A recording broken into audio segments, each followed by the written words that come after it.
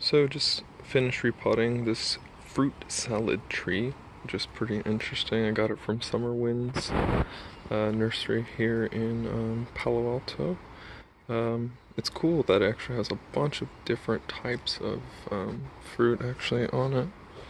And I had no idea that they had these kind of trees.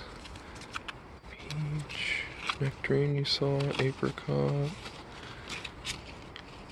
another type of peach, and I think the plum, set to Rosa plum, and then I just put it in this bigger, probably 2 times the size pot, bunch of organic kale, something kind of soil, green all, organic compost from a tomato, some organic one that I had. So this left vine is the peach, so that particular one is that. This one, the nectarine,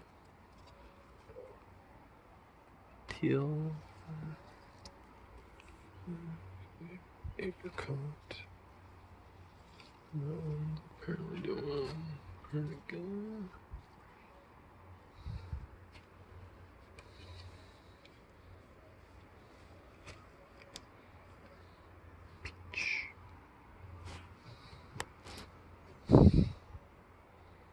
And lastly, plum.